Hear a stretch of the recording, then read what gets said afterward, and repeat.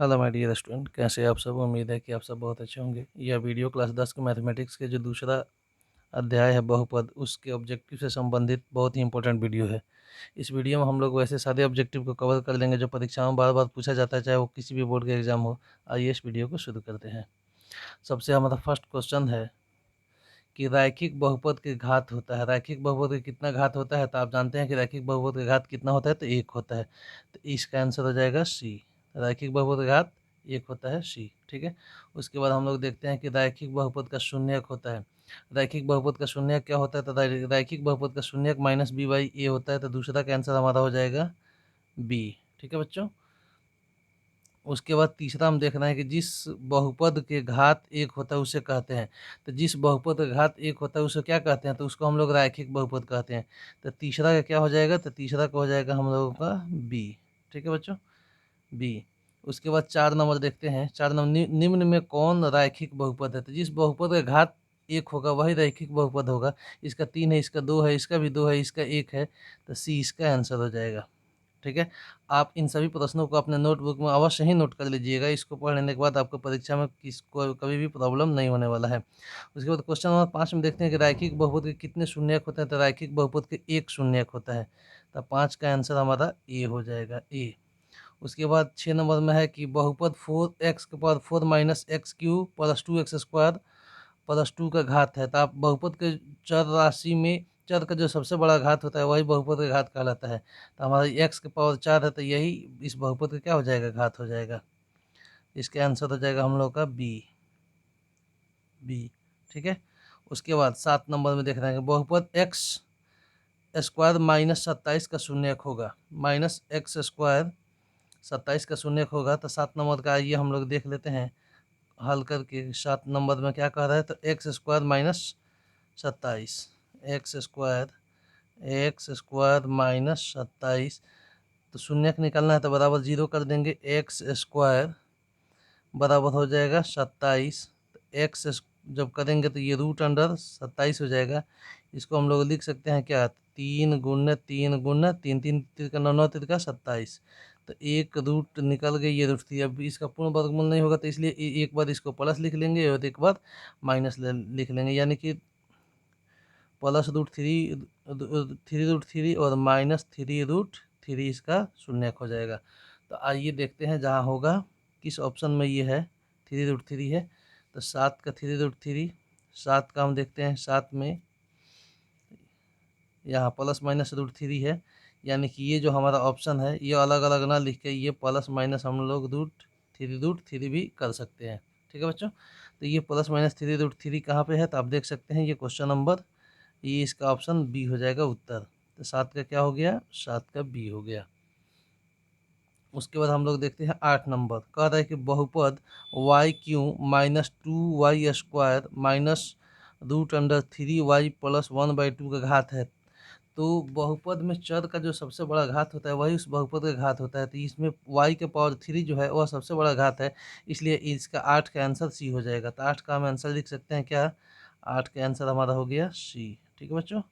उसके बाद हम 9 नंबर देखते हैं। 9 नंबर में निम्नलिखित में कौन बहुपद नहीं है।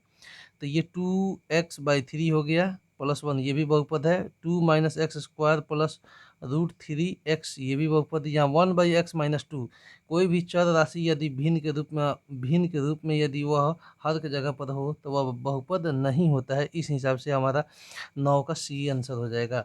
1/x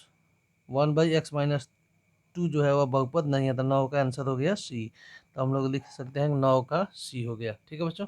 इसके बाद आप 10 नंबर में देखिए, एक द्विघात बहुपद के शून्यकों की संख्या होती है। तो रैखिक का 1 होता है, द्विघात का 2 होता है, त्रिघात का 3 होगा। तो एक द्विघात बहुपद के शून्यकों की संख्या कितनी हो जाएगी, 2 हो जाएगी। तो 2 ऑप्शन किस में है, तो बी में। तो 10 का हो गया बी, 10 का हो गया हम लोगों का बी। तो इस तरह से आप बना सकते हैं। बना लिए क्वेश्चन नंबर 10 तक। अब इसके बाद हम लोग आगे बढ़ते हैं। क्वेश्चन नंबर 11 देखिए, एक द्विघात बहुपद के शून्यकों का योग तथा गुणनफल 2 तथा -15 है तो बहुपद होगा। तो आप जानते हैं कि बहुपद का फॉर्मूला क्या होता है। तो बहुपद का ये 11 का कैलकुलेशन हम यहाँ करने जा रहे हैं। बहुपद का फॉर्मूला होता है x² - alpha plus beta into x plus alpha into beta. तो यहाँ क्या कह रहा है कि हम एक्स, यहाँ एक्स होगा, ठीक है, x square minus alpha plus beta, यानी कि शून्यकों का योग कितना है, तो 2 है, 2x हो जाएगा, और ये 15 है, तो अल्फ़ा इंटू बीटा की जगह पर हो जाएगा 15। तो x square minus 2x minus 15, कहाँ है x square minus 2x minus 15, तो बी, तो 11 का बी हमारा आंसर हो जाएगा। कि क्या हो जाएगा, 11 का बी। आप देख रहे हैं कि इसका कैलकुलेशन करके भी हम बता दे रहे हैं, जो आपको समझ में बेहतर ढंग से आएगा। उसके बाद 12 नंबर, यदि द्विघात बहुपद पी एक्स बराबर x square minus x plus 4 के शून्य अल्फ़ा बीटा हो, तो अल्फ़ा प्लस बीटा का मान होगा। तो अल्फ़ा प्लस बीटा का मान क्या होता है बच्चों, अल्फ़ा प्लस बीटा का मान होता है, अल्फ़ा प्लस बीटा बराबर होता है माइनस बी बाई ए। तो आप बताइए इसमें बी के स्थान पर क्या है, बी के स्थान पर हम लोग का है -1, ठीक है, और चूंकि माइनस बी बाई ए होता है तो माइनस इसके कोष्ठ के बाहर हो गया, और ए के स्थान पर क्या है, एक्स स्क्वायर पर, तो यहाँ भी 1 है, तो माइनस माइनस क्या हो जाएगा, प्लस हो जाएगा, ये कोष्ठ खुलेगा तो ये +1 हो जाएगा। तो +1, 12 का +1 किस में है, तो सी में है, तो 12 का सी हो जाएगा। ठीक है बच्चों। इसके बाद 13 नंबर कह रहा है कि बहुपद 2x square plus 6x minus 6 का शून्यक अल्फ़ा बीटा हो, तो इसमें कौन सा संबंध सत्य होगा, अल्फ़ा प्लस बीटा कि अल्फ़ा इंटू बीटा, कि अल्फ़ा प्लस बीटा बड़ा होगा अल्फ़ा इंटू बीटा, कि अल्फ़ा प्लस बीटा छोटा होगा अल्फ़ा इंटू बीटा, कि इनमें से कोई नहीं। तो सबसे पहले इसको हम लोग क्या करेंगे, तो इसका शून्यक निकाल लेंगे, शून्यक निकालने के बाद हम देखेंगे। तो आइए सबसे पहले इसका शून्यक निकालते हैं। तो डियर स्टूडेंट, आप ऐसे ही बना सकते हैं। क्वेश्चन नंबर 13 में कह रहा है कि 2x square plus 6x minus 6 का शून्यक अल्फ़ा बीटा हो, तो इनमें से कौन सा संबंध सत्य होगा। तो alpha plus beta into alpha into beta. तो आप इसका ऐसे भी कर सकते हैं कि अल्फ़ा प्लस बीटा बराबर क्या होता है, minus B by A, alpha into beta बराबर क्या होता है, सी बाई ए से ए कट गया, तो माइनस बी और सी का मान आप रख के देखिए इसमें से कौन कौन संबंध सत्य आ रहा है। तो बी के जगह पर हमारा है 6, तो -6, और सी के जगह पर है -6, यानी कि अल्फ़ा प्लस बीटा और अल्फ़ा इंटू बीटा, ये हमारा 13 नंबर का कैलकुलेशन हो गया। Alpha plus beta into alpha into beta का मान सेम आ रहा है, बराबर आ रहा है, तो ये 13 का हो जाएगा ए। तो हम लिख सकते हैं 13 का ए। इसके बाद आप देखिए क्वेश्चन नंबर 14 नंबर में क्या कह रहा है कि एक द्विघात बहुपद एक्स स्क्वायर माइनस 3 के शून्यक होंगे। 14, क्वेश्चन नंबर 14 का एक द्विघात बहुपद क्या है हमारा, तो एक्स स्क्वायर माइनस 3 बराबर 0, ठीक है। तो एक्स रखेंगे तो √3 हो जाएगा, इसका पूर्ण वर्गमूल नहीं होता है, तो इसलिए एक बार माइनस में √3 और एक बार प्लस में, तो ये √ माइनस और प्लस √3 जो है वही इसका आंसर हो जाएगा। तो 14 का सी हो गया। इस तरह से हमारा 14 का क्या हो गया, सी हो गया। इसके बाद देखिए क्वेश्चन नंबर 15, यदि अल्फ़ा और बीटा बहुपद पी एक्स बराबर x square plus x plus 1 के शून्यक हो, तो 1/अल्फ़ा प्लस 1/बीटा का मान क्या होगा। आप इसको भी हल करके बना सकते हैं। कैसे, आप कह रहा है कि क्वेश्चन नंबर 15 आप देखिए यहाँ पर 15 कह रहा है कि 1/अल्फ़ा प्लस 1/बीटा का मान क्या होगा।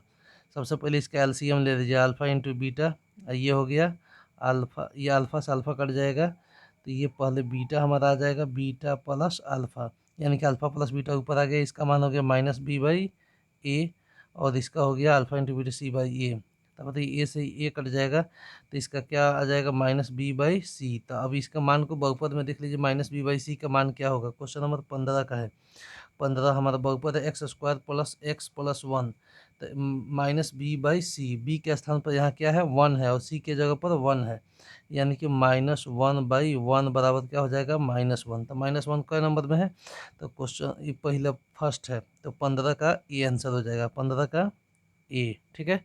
इसके बाद हम लोग 16 नंबर में देखते हैं। 16 नंबर में क्या कह रहा है, 16 नंबर में कह रहा है कि यदि बहुपद x square minus 3x plus 15 का शून्यक अल्फ़ा बीटा हो, तो अल्फ़ा बटा बीटा प्लस बीटा बटा अल्फ़ा का मान क्या होगा। तो सबसे पहले जो शून्यकों का संबंध जो दिया है उसको आप पहले आप हल कीजिए, अल्फ़ा बटा बीटा। क्वेश्चन नंबर 16 देखते हैं, यहाँ देखिए 16, ठीक है, अल्फ़ा बटा बीटा, प्लस बीटा बटा अल्फ़ा। इसका अगर आप एलसीएम निकालेंगे तो अल्फ़ा इंटू बीटा। अब ये बताइए बीटा से बीटा कट जाएगा तो alpha square plus beta square, यानी कि ए स्क्वायर प्लस बी स्क्वायर। तो ये क्या होता है, ए प्लस बी का होल स्क्वायर, यानी कि अल्फ़ा प्लस बीटा का होल स्क्वायर माइनस 2ab, यानी कि 2 इंटू अल्फ़ा इंटू बीटा बटा हो गया अल्फ़ा इंटू बीटा। ठीक है बच्चों, अब इसका मान हम लोग निकाल देंगे। तो इसका मान कैसे निकालेंगे, तो अल्फ़ा प्लस बीटा का होता है माइनस बी बाई ए, इसका स्क्वायर हो जाएगा into 2 into alpha into beta, तो सी बाई ए बटा सी बाई ए। इसका आप मान रखिए माइनस बी बाई ए। ये हमारा 16 नंबर में बी के स्थान पर क्या है, तो -3 है। बी के स्थान पर क्या है बच्चों, -3। तो -3 बटा ए की जगह पर क्या है हम लोगों का 16 नंबर में, आप देखिए यहाँ पर ए की जगह पर कुछ नहीं है तो 1 है। तो -3 बटा 1, इसका हो जाएगा स्क्वायर इंटू 2। सी के स्थान पर 16 में क्या है, तो सी के स्थान पर 5 है, सी बाई ए की जगह पर यहाँ 1 है। तो ये हम लोग का क्या हो जाएगा 2 इंटू 5 बटा सी बाई ए। तो सी के स्थान पर आप देखिए लिए कि सी के स्थान पर हमारा 5 है, ठीक है, और एक जगह पर 1 है, यानी कि नीचे हो जाएगा हम लोगों का 5। तो इसको आप हल करेंगे तो ये 3 तीन का हो जाएगा 9, और ये हो जाएगा 2 पचे 10 बटा 5। ये 10 में से 9 घटेगा तो -1/5। आप देखिए -1/5 कहीं है कि नहीं है, -1/5 16 का डी हो जाएगा, यहाँ डी 16 का डी। हम चाहते तो डायरेक्ट भी आपका ऑप्शन बता सकते थे, लेकिन आपको हल करके दिखाया जा रहा है कि आपको समझ में आ जाए, 16 का डी। इसके बाद अब क्वेश्चन नंबर हम लोग 17 में देखेंगे। 17 को देखिए, 17 में क्या कर रहा है, 17 में कह रहा है कि यदि अल्फ़ा इंटू बीटा द्विघात बहुपद x square plus 2x plus 3 का मूल हो तो 1/अल्फ़ा प्लस 1/बीटा का मान क्या होगा। यानी कि 1/अल्फ़ा और 1/बीटा, 1/अल्फ़ा और 1/बीटा के यहाँ आप देख रहे हैं कि माइनस क्या आया था, तो -b/c, -b/c। तो इसमें आप 17 नंबर में देख सकते हैं -b/c। बी के जगह पर क्या है, तो 2 है, सी के जगह पर क्या है, तो 3 है। तो 2/3 -2/3 कहाँ पर है, तो वही इसका आंसर हो जाएगा, 17 का बी हो जाएगा, 17 का बी। ठीक है, तो हम यहाँ लिख सकते हैं 17 का बी। ठीक है बच्चों, 17 का बी। इसके बाद 18 नंबर, यदि अल्फ़ा तथा बीटा द्विघात बहुपद एफ एक्स बराबर x square minus 3x plus 5 का मूल हो तो 1/अल्फ़ा प्लस 1/बीटा का, तो 1/अल्फ़ा प्लस 1/बीटा का मान क्या आ रहा था, तो -b/c आ रहा था।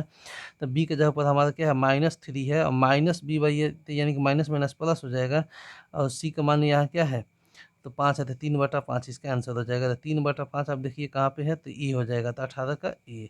तो आइए हम यहाँ लिख लेते हैं 18 का ए। ठीक है बच्चों, इसके बाद हम क्वेश्चन नंबर 19 की तरफ बढ़ते हैं। कह रहा है कि निम्न में कौन बहुपद नहीं है, निम्न में कौन सा बहुपद नहीं है। तो इसमें अब देखिए ये -7, तो ये माइनस जो 7 है इसको भी हम 7 गुने एक्स के पावर 0 करके लिख सकते हैं, चूँकि इसका मान 1 होता है। तो -7 गुना 1 बराबर -7 ही हो गया, यहाँ चर भी आ गया, इसका घातपूर्ण संख्या भी हो गया, इसलिए ये बहुपद हो गया। ये 0 बहुपद का उदाहरण होता है, तो ये भी बहुपद है। वाई स्क्वायर प्लस √2 ये भी बहुपद है। यहाँ 3 √x, यहाँ रूट के अंदर x है, तो ये बहुपद नहीं होगा। तो कौन बहुपद नहीं है, तो 19 का सी हो जाएगा। हम लोग का 19 का क्या हो जाएगा बच्चों, सी हो जाएगा। ठीक है, उसके बाद 20, यदि बहुपद पी एक्स बराबर x square minus 2x plus 5 के शून्य अल्फ़ा बीटा हो तो अल्फ़ा इंटू बीटा, तो अल्फ़ा इंटू बीटा का मान क्या होता है, तो सी/ए होता है। सी के स्थान पर हमारा 5 है, ए के स्थान पर कुछ नहीं है तो 1 है, 5/1 यानी कि 5। तो 20 का हमारा आंसर हो जाएगा ए। 20 का आंसर क्या हो जाएगा, ए हो जाएगा। ठीक है बच्चों, तो इस तरह से हम लोग को 20 प्रश्न को इस वीडियो में पढ़ लिए। इसका पार्ट 2 आएगा, उसमें भी 20-25 क्वेश्चन होंगे। आप सभी क्वेश्चनों को बना लेंगे, अपने नोटबुक में नोट कर लेंगे, तो आपको परीक्षा में एक भी प्रश्न बहुपद से ऑब्जेक्टिव वाला छूटने वाला नहीं है। तो इसलिए जो भी बच्चे इस वीडियो को देख रहे हैं वह इस अपने नोटबुक में इस सारे क्वेश्चनों को जरूर नोट कर लीजिए। ये बहुत बहुत VVI क्वेश्चन है। थैंक यू फॉर वॉचिंग, फिर मिलेंगे नेक्स्ट वीडियो में।